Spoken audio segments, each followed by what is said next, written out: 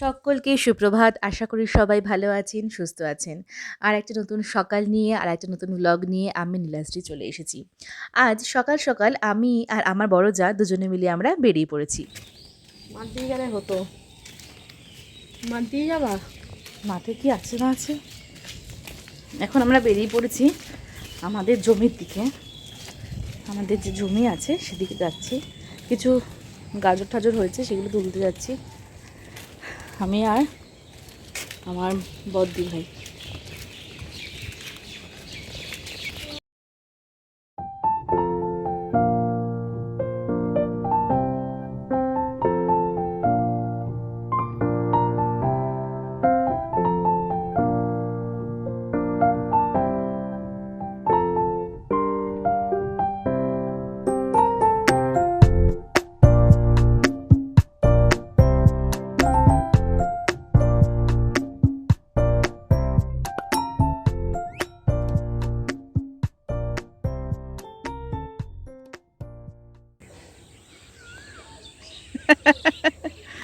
হ্যাঁ, আমরা এখন আমাদের জমিতে চলে এসেছি। আর এখানে ওইদিকে বিজয় বেশ কিছু গাজর তুলছে, অনেক গাজর হয়েছে। আর আমি একটু ঘুরে ঘুরে দেখছি আর কি কি গাছ হয়েছে। সামনে একটা শিম গাছ হয়েছে, তো সেই শিম গাছে অনেক শিম হয়েছে। আর এগুলো কিন্তু সব সর্ষে গাছ।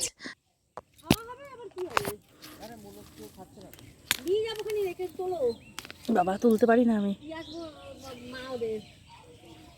বাবা শক্ত।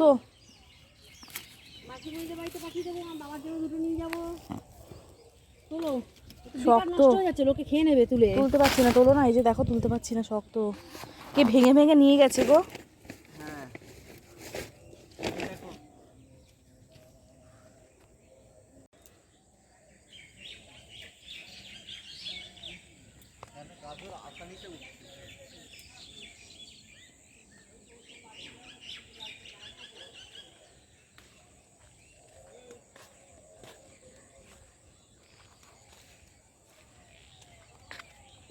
এগুলো কি গাছ হয়েছে গো মাঝখানে? সর্ষে গাছ না? ফুল হয়নি কেন?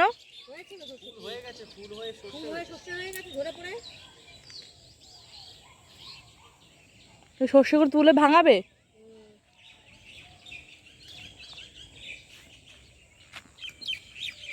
কোথায় একটা শিম গাছ?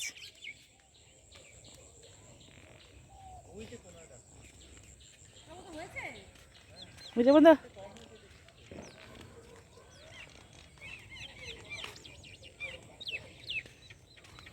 টমেটো হয়েছে গো।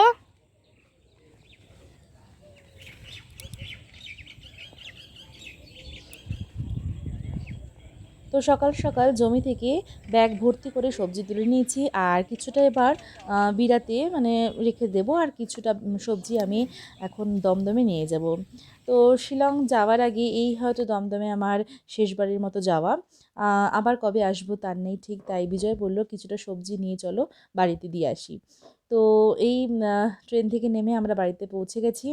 বিজয় বসে পড়েছে। আর দিদিভাইরাও আজকে এসেছিলো, বলেছিলাম আজকে একটু আসিস, আবার কবে আসবো শিলং থেকে জানি না, আবার কবে দেখা হবে তাও জানি না। আর মাকে কিন্তু বলেছিলাম, মা আজকে দুপুরে কিন্তু তোমার হাতে কড়াইশুঁটির কচুরি আর আলুর দম খাবো, আজকে ভাত টাত খাওয়ার কিছু ইচ্ছা নেই।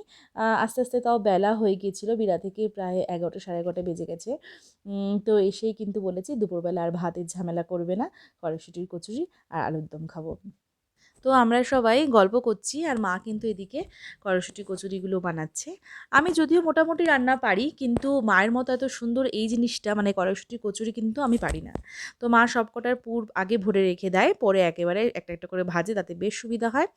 আর এদিকে আলুর দমটাও কিন্তু মা বেশ লাল লাল ঝাল ঝাল করে একদম কড়াইশুঁটি দিয়ে বানিয়েছে। ব্যাস এবার শুধু খাওয়ার পালা। আমি এখন রেডি হয়ে গেছি। আমি বিজয়ের মেয়ে, আজকে আমরা তিনজনে কলকাতায় ঘুরতে যাচ্ছি। মামা চলো শু করে নাও, আমি বেরোচ্ছি। শু করে নাও বাবা, আটকে দাও। তো বিকাল হয়ে গেছে, আর বিকালবেলা আমরা কিন্তু তিনজনে মিলে বেরিয়ে পড়েছি। আজকে আমরা যাচ্ছি ভিক্টোরিয়া। হ্যাঁ, রবীন্দ্র সদনেই যাব, আর ওখান থেকে কিন্তু ভিক্টোরিয়াটা দেখব। শিলং যাওয়া দিন তো চলেই এসেছে, আর বেশি দিন বাকি নেই। তো আবার কবে আসবো, তাই জন্য আজকে আমার মেয়েকে নিয়ে, হিয়াকে নিয়ে বললাম চল বাবা আজকে তোকে একটু ভিক্টোরিয়া মেমোরিয়ালটা ঘুরিয়ে আনি। তো তার জন্য আমরা এখন দমদম স্টেশনে চলে এসেছি, আর দমদম স্টেশন থেকে কিন্তু মেট্রো নিয়ে আমরা চলে যাব রবীন্দ্র সদন।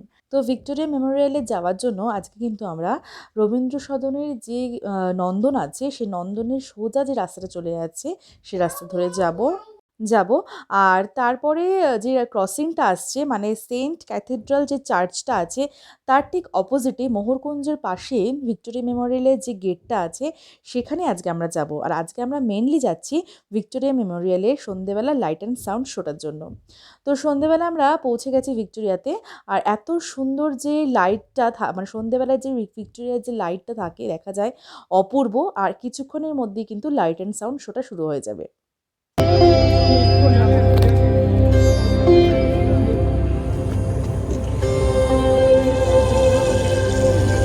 থাক থাক ছেড়ে দে।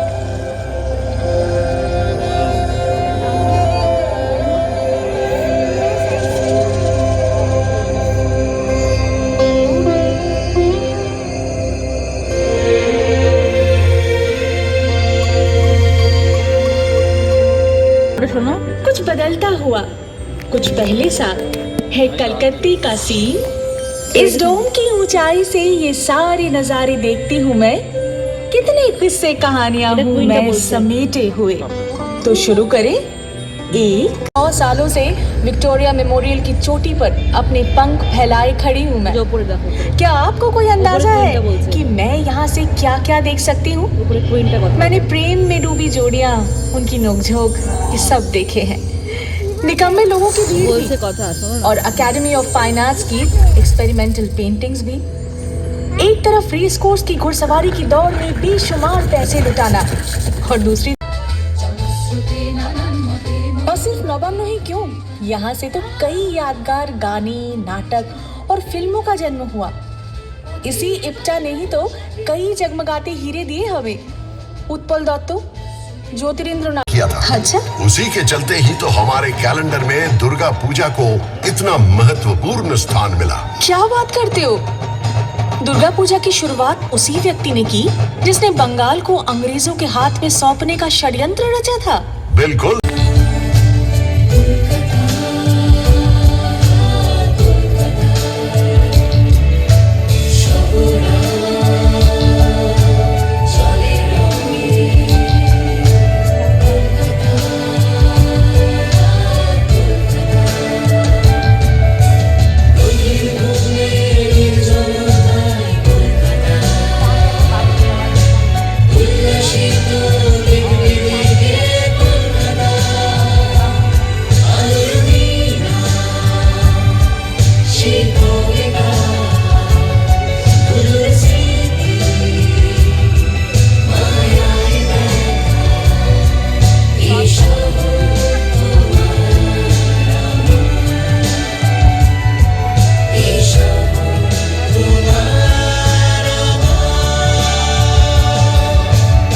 সত্যি অসাধারণ এই লাইট অ্যান্ড সাউন্ডের ছিল শোটা।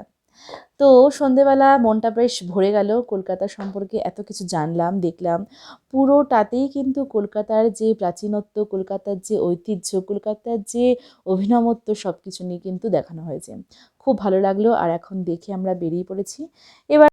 এবার কিন্তু সবার পেটে আমাদের চুচু দৌড়াচ্ছে। আমার মেয়েটারও বেশ খিদে পেয়েছে, আমাদেরও খিদে পেয়েছে। তো আমরা এখন চলে যাব রবীন্দ্র সদনে যে হলদিরামটা আছে সেখানে। তো হলদিরামসে যেতে গেলে আমরা নন্দনের ভেতর দিয়েই যাচ্ছি।